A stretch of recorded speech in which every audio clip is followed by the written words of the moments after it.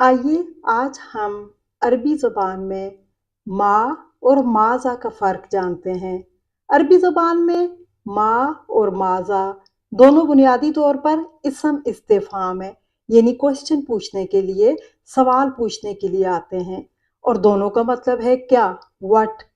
अगरचे दोनों सवाल पूछने के लिए इस्तेमाल होते हैं, लेकिन इनके इस्तेमाल, इनके स्ट्रक्चर यानी साख्त और सियाक व सबाक में चंद अहम और लतीफ़ फ़र्क मौजूद हैं। आइए आज इन फ़र्क को समझते हैं।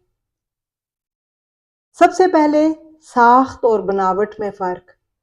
माँ जो होता है ये एक अकेला इसमें इस्तिफ़हाम है, यानी क्वेश्चन पूछने के लिए। ये अपने तौर पर मुकम्मल एक लफ्ज़ है और सवाल पूछने के लिए इस्तेमाल होता है, जैसे मा हाज़ा, मा तिलका, मा ज़ालिका। लेकिन माज़ा जो होता है ये दो अल्फाज का मुरक्कब है, माँ का और ज़ा। माँ का मतलब होता है क्या, और ज़ा जो होता है ये या वो के लिए इसमें इशारा होता है। वक्त गुजरने के साथ साथ ये दोनों मिलकर एक ही लफ्ज बन गया माज़ा, जिससे सवाल की निस्बत ज्यादा ताकीद और वसअत पाई जाती है। अब जुमले में इस्तेमाल के हिसाब से दोनों में क्या फ़र्क है? इन दोनों के दरमियान सबसे अहम फ़र्क ये है कि इनके बाद किस किस्म का जुमला आता है। माँ, इसके बाद हमेशा जुमला इस्मिया आता है। माँ जो है इस्मिया जुमलों के लिए ज़्यादा मखसूस होता है और आम तौर पर माँ के फ़ौरन बाद कोई इसम यानी नाउन आएगा या हर्फ जार प्रीपोजिशन आती है और इसका इस्तेमाल ज़्यादातर किसी शख्स, चीज़, नाम, रंग या सिफ्त के बारे में सवाल करने के लिए होता है।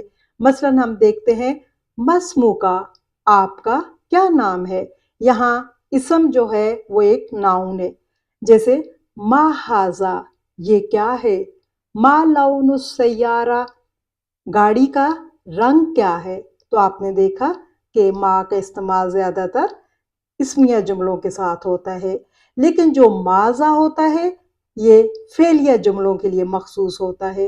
आम तौर पर माज़ा के फ़ौरन बाद कोई फेल यानी वर्ब आता है और इसका इस्तेमाल किसी काम, अमल या एक्शन के बारे में सवाल करने के लिए किया जाता है। मिसाल देखते हैं, माज़ा तफ़ालू, तुम क्या कर रहे हो। यहाँ पे तफ़ालू देखें फेल है, फेले मुजारे। आगे एक और मिसाल देखते हैं, माज़ा अकलतु अल-यौम या माज़ा अकलता अल-यौम, आज तुमने क्या खाया, या आज माज़ा अकलतु अल-यौम, मैंने क्या खाया आज। आपने देखा माज़ा के बाद अकलता फेले माजी है। माज़ा तुरीद, आप क्या चाहते हैं। अब यहाँ पे देखें तुरीद ये भी फेले मुजारे है, तो माज़ा के बाद आपने देखा फेल आ रहा है।